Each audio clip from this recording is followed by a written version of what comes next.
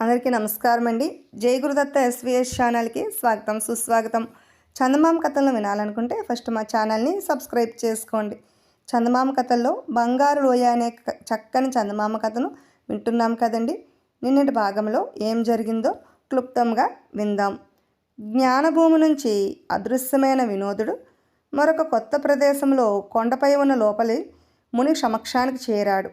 ముని వినోదుడు గుహ నుంచి బయటకు వచ్చి పాదతలములో ఉన్న పట్టణంలో అదృశ్యంగా నడుస్తూ అక్కడి విశేషాలను చూస్తూ ఆలయ ప్రాంగణంలోకి ప్రవేశించారు.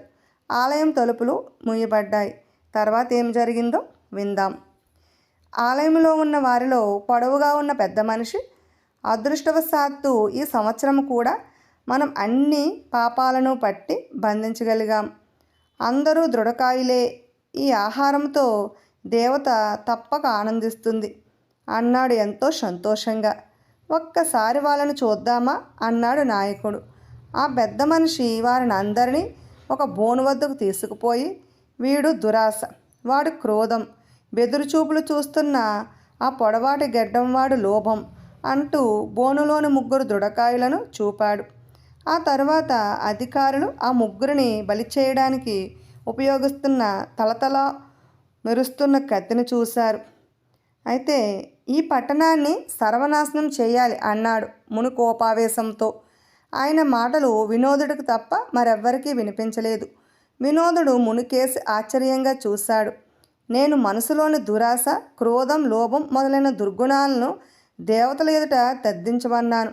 ఈ దుర్మార్గులు పరదేశీయులైన కొందరు అమాయకులను పట్టి బంధించి వాళ్లకు దురాశ, క్రోధం, లోభం అని పేర్లు పెట్టి దేవతలకు బలిస్తున్నారు అంటూ ముని గుడి ప్రాంగణం వదిలి కోపంగా వెలుపలకు నడిచాడు.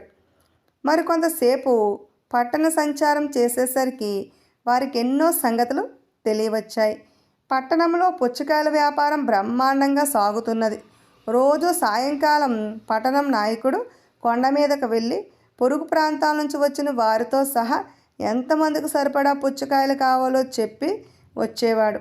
పుచ్చకాయ అద్భుతంగా ప్రత్యక్షమయ్యే తీరు, దాని రుచి రోజు వేల కొలది మందిని ఆకర్షించింది. ఉదయసూర్యుడి కిరణాలలో తలతలా మెరిసే వింత పుచ్చకాయను దర్శించడానికి, అందులో ఒక ముక్కను తీసుకోవడానికి పొరుగుల నుంచి వచ్చేవారి నుంచి బాగా డబ్బు వసూలు చేస్తున్నారు. ఇలా తమ పూర్వీకుడికి లభించిన వరాన్ని ఉపయోగించి సులభంగా ధనార్జన చేస్తూ వాళ్ళు పొద్దస్తమానం నిద్రపోతూ ఏటా అమాయకులైన పరదేశీయులు కొందరిని పట్టి వారికి దుర్గుణాలను పేర్లు పెట్టి పట్టణ దేవతకు బలి ఇస్తూ ఉత్సవం జరుపుకుంటున్నారు. సూర్యాస్తమయ సమయానికి ముని వినోదుడు పట్టణ సంచారం ముగించి కొండ మీదకు చేరారు. పుచ్చతీగ పక్కన ఉన్న బండ మీద ఇరువురు కూర్చున్నారు. కొంతసేపటికి ముదురు రంగు దుస్తులతో నాయకుడు కొండ ఎక్కి రావటం వాళ్ళకు కనిపించింది. యువకుడైన ఆ నాయకుడు హుషారుగా ఈల వేస్తూ కొండ మీదకు వచ్చి ఇన్నాళ్ళు గుహద్వారానికి అడ్డంగా ఉన్న పెద్ద బండ అవతల పడి ఉండడం చూసి ఆశ్చర్యపడ్డాడు. తర్వాత గుహలోపలికి తొంగి చూసి, రేపు 20,000 మంది సరిపడా పుచ్చకాయ కావాలి అన్నాడు గట్టిగా. 20,000 మందికి సరిపడానా? మీ పట్టణ జనాభా అంత ఉన్నదా అని అడిగాడు ముని. నాయకుడు వెనుదిరిగి చూశాడు. ఎదురుగుండా ఒక బండ మీద ముని కూర్చుని ఉన్నాడు. వినోదుడు పక్కనే నిలబడి ఉన్నాడు. మీరెవరిక్కడ? మీకేం పని అని అడిగాడు నాయకుడు. ఈ గుహలో ఒక ముని ఉండేవాడని, ఆయనే వింత పుచ్చకాయ వారు ఇచ్చాడని మీకు తెలియదా అని ప్రశ్నించాడు ముని. ఆ విషయం విని ఉన్నాను, అయినా అదంతా కట్టుకథ అనుకున్నాను అన్నాడు నాయకుడు. రోజు పుచ్చకాయ ప్రత్యక్షమవడం సత్యమైనప్పుడు ఆ వరం ప్రసాదించిన ముని ఉదంతం మాత్రం కట్టుకథ ఎలా అవుతుంది అన్నాడు ముని. అయితే నాయకుడు వెంటనే సమాధానం చెప్పలేకపోయాడు. ముని వినోదుడి కేసు తిరిగి, ఇది నాయన ప్రస్తుత విచిత్ర పరిస్థితి. పువ్వుల అందం చూసి ఆనందిస్తారు, కానీ వాటి అందచందాలను తీర్చిదిద్దిన సృష్టికర్తను గురించి ఆలోచించడం కానీ పట్టించుకోవడం కానీ చేయరు అన్నాడు బాధగా నిట్టూరుస్తూను. అప్పుడు నాయకుడు, మహాత్మా, మీరు గుహ నుంచి బయటికి రావడం చాలా ఆనందకరమైన విషయం. ఇంతకాలం గుహ జీవితం గడిపారు. ఇక నుంచి మీకు సకల సౌకర్యాలు గల బ్రహ్మాండమైన భవనాన్ని నివాసంగా ఏర్పాటు చేస్తాం. ఎన్నేళ్లుగానో మీరు ఆహారం చూసి ఉండరు. నాతో రండి, మీకు పంచభక్ష ప్రమాణాలతో విందు ఏర్పాటు చేస్తాను అన్నాడు నవ్వుతూ. నేను అడిగిన ప్రశ్నకు సమాధానం చెప్పకుండా ఏవేవో మాట్లాడుతున్నావు. మీకు 20,000 మందికి సరిపడా పుచ్చకాయ అవసరం ఏమిటి అన్నాడు ముని కోపంగా. మేము 15,000 మంది ఉన్నాం. చుట్టుపక్కల నుంచి ఈవేళ 5,000 మంది వచ్చారు. వాళ్ళకు పుచ్చకాయ కావాలి. అందుకు తగిన విధంగా మేము వాళ్ళ నుంచి పైకం వసూలు చేస్తాం. కావాలంటే మీకు ఆదాయంలో ఒక వాటా ఇస్తాం. ఇప్పుడు నాకు ఒక బ్రహ్మాండమైన ఆలోచన తట్టింది. పుచ్చకాయలతో పాటు మీరు కూడా కొండ మీద కూర్చుని కొంతసేపు దర్శనమిచ్చినట్లయితే ఆ దృశ్యం చూపి సులభంగా మరింత డబ్బు వసూలు చేయగలం. ఏమంటారు అన్నాడు నాయకుడు పట్టరాని ఉత్సాహంతో. నోర్ముయ్ అన్నాడు ముని. ఆ తర్వాత ముని కొంతసేపు మౌనంగా కూర్చున్నాడు. సూర్యాస్తమం కాబోతుందని ఆకాశంలో పక్షులు బారులు బారులుగా ఎగురుతూ గూళ్ళకు చేరుకుంటున్నాయి.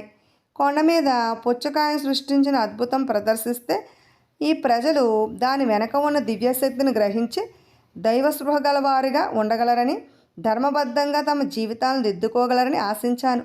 అయినా రోజు సూర్యచంద్రులను, అంతరిక్షంలో వేలాడుతున్న అనంతకోటి నక్షత్రాల ఖగోళాలను చూసినా వీరి మనసుకు అద్భుతం అనిపించదు. అటువంటి వాళ్ళకి కేవలం ఒక వింత పుచ్చకాయలో పరమార్థాన్ని గ్రహించగలరని ఆశించడం నాదే పొరపాటు అని బాధపడసాగాడు ముని తనలో తాను. కొంతసేపటికి ముని కొనుబొమ్మలు ముడిపడ్డాయి. రేపు ఆఖరిసారిగా నేను మీకు ఒక బ్రహ్మాండమైన పుచ్చకాయను సృష్టిస్తాను. అది పగిలి బద్దలై మీ మీద పడుతుంది. అదే మీ పట్టణాన్ని సర్వనాశనం చేస్తుంది. ఇక వెళ్ళు అని నాయకుడిని ఆజ్ఞాపించాడు ముని కోపావేశంతో. నాయకుడు కొండ దిగి పట్నం కేసి నడిచాడు. మహాత్మా, మీ బెదిరింపు వాళ్ళల్లో మంచి మార్పు తీసుకురాగలదనుకుంటున్నాను. వాళ్ళు తమ పొరపాటును గ్రహించగలరు. ఇన్నాళ్ళు తమకు ఉన్న అమూల్య అవకాశాన్ని దుర్వినియోగం చేసినందుకు వాళ్ళ బాధపడాలనుకుంటాను అన్నాడు వినోదుడు. అంత తొందరగా వాళ్ళు మారుతారనుకోను. వెర్రి 1000 విధాలు. కావాలంటే నువ్వు వెళ్ళి వాళ్ళు ఇప్పుడు ఏం చేస్తున్నారో చూసిరా అన్నాడు ముని. వినోదుడు కొండ దిగి పట్నం చేరుకున్నాడు. అది పున్నమిరేయి. పిండారబోసిన వెన్నెల కాస్తున్నది. పట్నం మధ్యగా ఒక మైదానంలో జనం గుమ్ముకూడి ఉన్నారు. వేదిక లాంటి ఎత్తైన స్థలం నుంచి నాయకుడు మాట్లాడుతున్నాడు. వినోదుడు గుంపును సమీపించాడు. నాయకుడి ప్రసంగం ఇలా సాగుతున్నది. ముని, సవాలును మనం ఎలాగైనా ఎదుర్కొని తీరాలి. అతని పథకాన్ని కొనసాగనీయకూడదు. అందుకు ఒక్కటే మార్గం. రేపు వేకువజామునే మన పట్టణ ప్రజలు, చుట్టుపక్కల ప్రాంతాల వాళ్ళు అందరం కలిసికట్టుగా కొండ దగ్గరికి చేరాలి. కొండ మీద నుంచి పుచ్చకాయ బద్దలై కిందకి పడగానే ఆ ముక్కలను అందుకుని అందరం తినేయాలి. ఆ తర్వాత ఆ పుచ్చకాయ ముక్కలు మన పట్టణాన్ని ఎలా నాశనం చేయగలవో చూద్దాం. నాయకుడు ఉపన్యాసం విని అందరూ అమిత ఉత్సాహంతో ఆమోద సూచకంగా తల ఊపారు. ఆ క్షణం నుంచే ఉదయం రానున్న అపాయాన్ని ఎదుర్కోవడానికి ప్రజలందరూ అమితంగా ఆయత్తం సాగారు. పొద్దున్న పుచ్చకాయ ఎక్కువగా తినడానికి ఆసువుగా వాళ్ళందరూ ఆ రాత్రి ఉపవాసం చేయడానికి నిశ్చయించారు. ఇరుగు పొరుగు ప్రాంతాల నుంచి వచ్చిన వేల కొలది ప్రజలు కూడా ఎప్పుడెప్పుడు తెల్లవారుతుందా అని ఉత్సాహంగా ఎదురుచూడసాగారు. ఆ పట్టణ ప్రజల అజ్ఞానానికి బాధపడుతూ వినోదుడు ముని దగ్గరికి చేరుకునేసరికి అర్ధరాత్రి దాటింది. తూర్పున అరుణరేఖలు పొడిచేసరికల్లా వేల కొలది ప్రజలు కొండ దిగువకు చేరి నోళ్లు తెరుచుకుని వరుసలుగా నిలబడ్డారు. కొండల మీద ఇంచుమించు ఆ కొండంత పరిమాణంలో బ్రహ్మాండమైన పుచ్చకాయ సూర్యకాంతిలో తలతలా మెరుస్తూ ప్రజల హృదయాల్లో భయోత్సాహాలను కలిగించింది. అయితే హఠాత్తుగా పుచ్చకాయ వేల ముక్కలుగా బద్దలై జనం మీద పడింది. ప్రజలు పట్టరాని ఉత్సాహంతో కేకలు పెడుతూ ఒకరితో ఒకరు పోటీపడి పుచ్చకాయ ముక్కలను తినసాగారు. కింద ప్రవహించిన రసాన్ని జుర్రుకుని తాగేశారు. గంట సేపట్లో అక్కడికక్కడ పుచ్చకాయ ముక్కలు, పై తొక్కలు తప్ప మరేమీ మిగలకుండా ఖాళీ చేసేశారు. ఆ తర్వాత ప్రజలందరూ గుమికూడి తమను తాము గొప్పగా ప్రశంసించుకుంటూ ఒక తీర్మానం నెరవేర్చారు. కొంతసేపటికి పొరుగురు వాళ్ళు క్రమంగా అక్కడి నుంచి వెళ్ళసాగారు. మధ్యాహ్నానికల్లా కొండ కింది ప్రాంతం దాదాపు నిర్మానుష్యమయ్యింది. పట్టణ వీధుల్లో కూడా జనసంచారం పలచబడింది. పట్టణ ప్రజల్లో కొందరు పుచ్చకాయను అమితంగా తినడం వల్ల అజీర్ణం పట్టుకున్నది. ఈ రోజుతో పుచ్చకాయ రావడం ఆగిపోయింది. రేపటి నుంచి తమ ఆహారం ఏమిటి అన్న దిగులు కొందరికి పట్టుకున్నది. తరతరాలుగా వాళ్ళకు తెలిసిన జీవనోపాధి ఒక్క పుచ్చకాయ వ్యాపారం మాత్రమే. అందువల్ల రేపటి నుంచి బతకడం ఎలా అన్నది పెద్ద సమస్య అయినది. వాళ్ళల్లో పెద్దలు కొందరు మునీశ్వరుడు పుచ్చకాయ బద్దలై పట్టణాన్ని నాశనం చేస్తుందనే కదా అన్నాడు. అంటే ఆ పుచ్చకాయ బద్దలై పట్టణాన్ని నాశనం చేస్తుందని కాదు భావం. బద్దలైన పుచ్చకాయే ఆఖరిది. రేపటి నుంచి పుచ్చకాయ రాదు కాబట్టి పట్నం దానంటే అదే నశించిపోతుందనే అర్థం అని వ్యాఖ్యానించసాగారు. సాయంకాలం అయినది. ఉదయం నుంచి అదృశ్యంగా ఉంటూ ఈ విశేషాలన్నీ చూసిన ముని వినోదుడు విచారవదనాలతో ఉన్న పట్టణ ప్రజలను వదిలి వాళ్ళకి తెలియకుండా దూరంగా వెళ్ళిపోయారు. వినోదుడు వింత జలపాతం దాటి అవతలకు వెళ్ళి కొన్ని రోజులే అయినప్పటికీ బంగారు లోయ రాజు మాత్రం ఓర్పును కోల్పోయాడు. వినోదుడు ఎప్పుడెప్పుడు తిరిగి వస్తాడా అని ఎదురు చూడసాగాడు. వినోదుడి రాకను తనకు వెంటనే తెలియచేయడానికి అనువుగా కొండల మీద ఎత్తైన చెట్ల మీద భటులను ఏర్పాటు చేశాడు. మామూలుగా రాజు భోజనాన్ని కూర్చున్న సమయంలో మరీ లడ్డూలను చూడగానే ఆయనకు బంగారు స్త్రీ విగ్రహం జ్ఞాపకం వచ్చేది. మరుక్షణమే అక్కడి నుంచి ఉరుకులతో పరుగులతో శిథిలాల మధ్య ఉన్న బంగారు విగ్రహం దగ్గరకు చేరుకునేవాడు. తీరా అక్కడ చేరాక భోజనం సగంలోనే వదిలి వచ్చేమే అనే తెగ బాధపడేవాడు. అందువల్ల తను అలా వదిలి వచ్చిన భోజనాన్ని దాదాపు 30 పళ్ళాలతో తాను ఉన్న స్థలానికి తీసుకురావడానికి 30 మంది సేవకులను ఏర్పాటు చేశాడు. రాజు తరచూ మంత్రిని మహాజ్ఞానులను చూసి ఇప్పుడు నేను ఎలా ఉన్నాను అని అడిగేవాడు. రాజు అందంగా కనిపించడానికి ఎటువంటి శ్రద్ధ తీసుకుంటున్నది వారికి బాగా తెలుసు. మామూలు కన్నా ఆయన ఇప్పుడు 2 భోజనం చేస్తున్నాడు. రోజు శుభ్రమైన వెన్నతో స్నానం చేస్తున్నాడు. 3 రోజులకోసారి జుట్టు కత్తిరించుకుంటున్నాడు. 2 రోజులకొకసారి మీసం కత్తిరించుకుంటూ రోజుకు 2 సార్లు సంపంగ నూనె రాసుకుంటున్నాడు. విలువైన దుస్తులతో పాటు ప్రతి వేలుకు 2 సుంగరాలు, మెడ నిండా వజ్రాల హారాలు ధరిస్తున్నాడు. బంగారు స్త్రీ విగ్రహానికి ప్రాణం వస్తే ఆమెను వివాహమాడడానికే ఈ ప్రయాసలన్నీని. మీరు అపురూప సౌందర్యంతో వెలిగిపోతున్నారు చండమార్తాండ మహాప్రభు అనేవాళ్ళ మంత్రి మహాజ్ఞానులు. ఇటువంటి మామూలు మాటలు రాజుకు అంతగా తృప్తి కలిగించడం లేదని గ్రహించి మహాజ్ఞానులు ఇంకా పెద్ద పెద్ద మాటలతో కొత్త కొత్త ఉపమానాలతో పొగడి రాజుగారి మన్ననలు పొందడానికి ప్రయత్నించేవారు. అందమైన పుష్పంలాగా ఉన్నారు ప్రభు అని కొందరంటే, రంగురంగుల సీతాకోక చిలుకలాగా వెలిగిపోతున్నారు మహాప్రభు అని మరికొందరు అనేవారు. మీ అందం ఇంద్రధనుసులా మెరిసిపోతుంది మహారాజా అని ఇంకా కొందరు పొగిడేవారు. రాజాస్థానంలో ఉన్న 2 కవులు రాజుగారి అందాన్ని వర్ణిస్తూ కొత్త కొత్త ఉపమానాలను మహాజ్ఞానులకు అందించి వారి నుంచి ధనం పుచ్చుకునేవారు. కవులు కొత్త పదజాలం కూడా రూపొందించారు. ఆ మాటలకు అర్థం తెలియకపోయినా కాస్త గంభీరంగా వినిపిస్తే చాలు రాజు ఎంతగానో పొంగిపోయేవాడు. కొనగోటుతో గొప్పగా మీసం దువ్వుకునేవాడు. మహాజ్ఞాని అయిన రుద్దమంత్రి ఒకనాడు రాజుతో, చండమార్తాండ మహాప్రభు ఆ బంగారు విగ్రహం ఒక్కసారి నవ్వితే చాలు వెంటనే ఆమె కళ్ళు తెరుచుకుంటాయి, గుండె కొట్టుకోవడం ప్రారంభిస్తుంది. కంటి చూపు హృదయం ఉన్న ఏ అందాల రాశి కానీ తమ సౌందర్యాన్ని చూసి ప్రేమించకుండా ఉండజాలదు అన్నాడు. రాజు తల పంకించాడు. మంత్రి మాటలు బాగానే ఉన్నాయి, అయినా ఆ విగ్రహాన్ని నవ్వేటట్టు చేయడం ఎలా? ఈ సమస్యను పరిష్కరించడానికి రాజు తీవ్రంగా ఆలోచించాడు. రాజ్యంలోని పేరు మోసిన హాస్యగాళ్ళందరినీ రప్పించాడు. ఖజానాలోని ధనాన్ని ధారాళంగా వెచ్చించి వాళ్ళకు వింత వింత దుస్తులు కట్టించి వాళ్ళందరినీ విగ్రహం ముందుకు నడిపించి నాట్యం చేయమన్నాడు, చేష్టలు చేయమన్నాడు. వాళ్ళు అలాగే చేశారు. అలసిపోయారు. అయినా బొటులు కత్తి చూపి బెదిరించి వాళ్ళు స్పృహ తప్పి పడిపోయే వరకు ఆడించారు. అయినా విగ్రహం నవ్వలేదు. ఇక ఇది లాభం లేదనుకుని రాజు విగ్రహాన్ని నవ్వించడానికి గొప్ప బహుమానం ఇస్తామని చాటింపు వేయించాడు. ఒకనాటి రాత్రివేళ బంగారు విగ్రహం ముందు బ్రహ్మాండమైన మెరుపు మెరిసింది.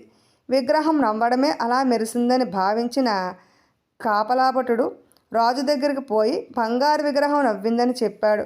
భోజనం చేస్తున్న రాజు ఉన్నపలంగా బయలుదేరి పరుగు పరుగున బంగారు విగ్రహం దగ్గరికి చేరాడు. విగ్రహాన్ని ఎంత పరిశీలించి చూసినా రాజుకు నవ్వు కనిపించలేదు. ఆయన కాపలాభటుడి కేసు తిరిగి నీకు మంచి బహుమానం ఇస్తాను. అయితే బంగారు విగ్రహం నవ్వినప్పుడు మొట్టమొదట చూసే హక్కు, అర్హత, అధికారం నాకే ఉన్నాయి. కాబట్టి ఇప్పుడే నీ కొళ్ళు పీకేస్తాను అన్నాడు ఆగ్రహంతో. కాపలాభటుడు భయంతో గడగడ వణికిపోయాడు. అదృష్టవశాత్తు రాజు ఆజ్ఞ నెరవేర్చబడే లోపలే వృద్ధమంత్రి అక్కడికి వచ్చి, చండమార్తాండ మహాప్రభు, మన రాజ్యానికి ఓ మహామాంత్రికుడు వచ్చాడు. ఈయన గొప్ప గొప్ప అద్భుతాలు ప్రదర్శించగల మహనీయుడు అన్నాడు. రాజు మాంత్రికుడి కేసు చూశాడు. అవును మహాప్రభు, తమరు అనుమతిస్తే నేనెన్నో అద్భుతాలు చూపగలను అంటూ చేతులు తట్టాడు మంత్రి వెంట వచ్చిన మాంత్రికుడు. మరుక్షణమే మాంత్రికుడి శిష్యుడు అక్కడికి ఒక ఎలుగుబంటి లాక్కొచ్చాడు. ఇప్పుడు మీరేం చూస్తున్నారు మహారాజా అని అడిగాడు మాంత్రికుడు. ఎలుగుబంటిని మచ్చిక చేసుకోవడం అద్భుతం కాదు, కొంపు కొడుతున్నది, తీసుకుపోదాన్ని అవతలికి అన్నాడు రాజు కోపంగా. చిత్తం మహారాజా, అయినా దాన్ని అట్టేసేపు ఎలుగుబంటిగా ఉంచును అంటూ మాంత్రికుడు నవ్వుతూ ఎలుగుబంటిని కాలితో తన్నాడు. అది కింద పడుకున్నది. మరుక్షణమే మాంత్రికుడి శిష్యుడు దాన్ని ఒక దుప్పటితో కప్పేశాడు. మాంత్రికుడు మంత్రదండంతో అక్కడక్కడ తడుతూ దాన్ని 3 సార్లు చుట్టి వచ్చాడు. దుప్పటి కింద ఎలుగుబంటి తన్నుకుంటున్నట్టు అనిపించింది. మాంత్రికుడు కొంతసేపు ఏవో మంత్రాలు వెళ్ళవేశాడు. హోం ఫట్ అన్నాడు. కనుబొమ్మలు ముడివేసి మరుక్షణమే ఒక మనిషి దుప్పటిలో నుంచి బయటకు దూకి ముందుకు వచ్చి నిలబడ్డాడు. వాడిని రాజు పరిశీలనగా చూశాడు. వాడిలో ఎలుగుబంటి లక్షణాలు కానీ గురుతులు కానీ ఏమాత్రం లేవు. రాజు అమితాశ్చర్యం చెందాడు. అది రాత్రి సమయం కావడం వల్ల అక్కడ అంతగా పెద్దగా జనం కూడా లేరు. విగ్రహానికి కాపలా ఉన్న భటులు, రాజు సగంలో వదిలివచ్చిన భోజనం తీసుకువచ్చిన సేవకులు మాత్రమే ఉన్నారు. వాళ్ళు రాజుతో మాట్లాడకూడదు. కొందరు ఆస్థాన ఉద్యోగులు ఉన్నప్పటికీ రాజు మాటకు ఎదురాడటం క్షేమం కాదని వారికి తెలుసు. కాబట్టి ఒక్కరు కూడా నోరు కదపలేదు. మాంత్రికుడు ఎలుగుబంటిని మనిషిగా మార్చాడని రాజు నమ్మాడు. తాము నమ్ముతున్నట్టు మంత్రులు, ఆస్థానోద్యోగులు నటించారు. మనిషికి ఎలుగుబంటి వేషం తగిలించి తీసుకువచ్చి మాంత్రికుడు మోసం చేశాడేమో అని కొందరు అనుమానించారు. కానీ ఆ మాట పైకి చెప్పడానికి సాహసించలేకపోయారు. ఆ కొత్త మనిషి ఇంకా ఎలుగుబంటిలాగానే గుర్రు పెడుతున్నాడా అని చూడ్డానికి వచ్చిన మంత్రి ముక్కును వాడు గాయపరిచాడు. మహాప్రభు, ఇతడు త్వరలోనే గుర్రు పెట్టడం మానేయగలడు. రేపు ఈ పాటికి చక్కగా మాట్లాడగలడు. ఆ పైన గోళ్లకు బదులు మనలా కత్తులు, కటారాలు ఉపయోగించగలడు అన్నాడు మాంత్రికుడు. ఆస్థానోద్యోగులు ఒకరి ముఖాలొకరు చూసుకున్నారు. మహాప్రభు, ఎలుగుబంటిని మనిషిగా మార్చగల నా మంత్రశక్తిని గురించి మీరేమనుకుంటున్నారు అని అడిగాడు మాంత్రికుడు. రాజు కొంతసేపు ఆలోచించి తల పంకించి, నేను ఇప్పుడు ఏమీ అనుకుంటున్నది చెబుతాను విను. కావాలంటే నువ్వు ఇంకొక ఎలుగుబంటిని కూడా మనిషిగా మార్చగలవు. అయినా అవసరం లేదు.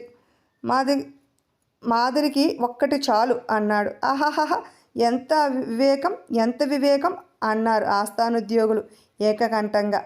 మహాప్రభు, ఎలుగుబంటిని మనిషిగా మార్చిన నేను బంగారు విగ్రహాన్ని స్త్రీగా మార్చలేనా అని అడిగాడు మాంత్రికుడు. ఎందుకు మార్చలేవు? ఆహా, ఆనందంతో ఎగిరి గంతేయాలని ఉన్నది, అయినా ఎగరలేకున్నాను అన్నాడు రాజు. మీ బొజ్జ మీకు భారంగా ఉన్నది మహారాజా. అయినా బంగారు విగ్రహం ప్రాణాలతో లేచి వచ్చేసరికి మీ బొజ్జ కరిగిపోగలదని హామీ ఇస్తున్నాను అన్నాడు మాంత్రికుడు. మహామాంత్రికుడా, ఇప్పుడే నీ మాయా దుప్పటితో ఆ విగ్రహాన్ని మూసేద్దాం. నీ ఇష్టానుసారం ఆ విగ్రహాన్ని మంత్రదండంతో కొట్టు. వద్దనను. నన్ను ఇంతకాలం కాచుకునేటట్టు చేసిన ఆ కఠినురాలికి అప్పుడే నా కష్టం తెలిసి వస్తుంది అన్నాడు రాజు. అది సాధ్యం కాదు మహారాజా. ఆ విగ్రహానికి ప్రాణం తెప్పించడానికి మనం వేరొక మార్గం అనుసరించాలి. అందుకు మీరు 1 వారం పాటు ఉపవాసం ఉండాలి. ఆ తర్వాత విగ్రహానికి వెనుక ఉన్న గుహలో మీరు ధ్యానం చేయాలి. అప్పుడే మనం అనుకున్నది సాధించగలం అన్నాడు మాంత్రికుడు చాలా గంభీరంగా. ఉపవాసమా? 1 వారం వరక అన్నాడు మహారాజు భయపడిపోతూ. వారానికి 1 నిమిషం కూడా తగ్గడానికి వీలు కాదు మహాప్రభు అన్నాడు మాంత్రికుడు. లడ్డులు మాత్రం తీసుకోవచ్చా అన్నాడు రాజు ఆశతో. సాధ్యం కాదు మహాప్రభు అన్నాడు మాంత్రికుడు. అడపాదడపా కోడి మాంసమైనా తినవచ్చా అన్నాడు రాజు సగం తిని వదిలేసిన పళ్ళాల కేసు విచారంగా చూస్తూను. కోడి కాదు కదా, కోడిగుడ్డు కూడా తాకడానికి వీల్లేదు అని మాంత్రికుడు రాజు కేసు జాలిగా నవ్వుతూ, ఈ ఉపవాసం పూర్తయ్యాక నేను ప్రాణాలు తెప్పించనున్న అప్సరస సరసన కూర్చుని పంచభక్ష పరమాణాలను ఆరగించే అదృష్టాన్ని ఊహించి చూడండి మహాప్రభు. అంతేకాదు అప్సరసను పెళ్లాడిన మొట్టమొదటి మహారాజుగా మీ పేరు చరిత్రలో శాశ్వతంగా నిలిచిపోతుంది అంటూ రాజు వెన్నుతట్టాడు. రాజు అంగీకార సూచనగా మౌనంగా తలాడించాడు. మీకు సానుభూతి కనబరుస్తూ నేను కూడా మీతో పాటు ఉపవాసం ఉండాలనుకుంటున్నాను అని మాంత్రికుడు ఇంకేదో అనబోయే అంతలో మేమందరం కూడా రాజుతో పాటు ఉపవాసం ఉంటాం అన్నారు మంత్రి ఆస్థాన ఉద్యోగులు ఏకకంఠంగా. చాలా బాగుంది. చండామార్తాండ మహాప్రభువుల వారే ఉపవాసం ఉంటున్నప్పుడు ఎవరికి మాత్రం తినాలని బుద్ధి పుడుతుంది? అయినా ఈ వారమంతా నేను రాజుగారి కోసం చాలా శ్రమించవలసి ఉన్నది. కాబట్టి నేను ఆహారం లేకుండా బలహీనమైపోకూడదు. ప్రభువుల వారి అపార్థం చేసుకోకుండా ఉన్నట్టయితే ఆయన ఆహారాన్నంతా ఈ వారం పాటు నేనే భుజించాలి. అప్పుడే మనం అనుకున్న పని నిరాటంకంగా సఫలమవుతుంది అన్నాడు మాంత్రికుడు. అలాగే నిష్టానుసారమే చెయ్యి అన్నాడు రాజు. విన్నారు కదండి, మిగిలినది రేపటి భాగంలో విందాం. చక్కని చందమామ కథలను వినాలనుకుంటే ముందుగా మా ఛానల్ని సబ్స్క్రైబ్ చేసుకోండి. బెల్ ఐకాన్ క్లిక్ చేయండి. మేము చేసిన వీడియోస్ నోటిఫికేషన్ కొరకు బెల్ ఐకాన్ క్లిక్ చేయండి. లైక్ చేయండి, షేర్ చేయండి, కామెంట్ చేయండి. Thanks for watching.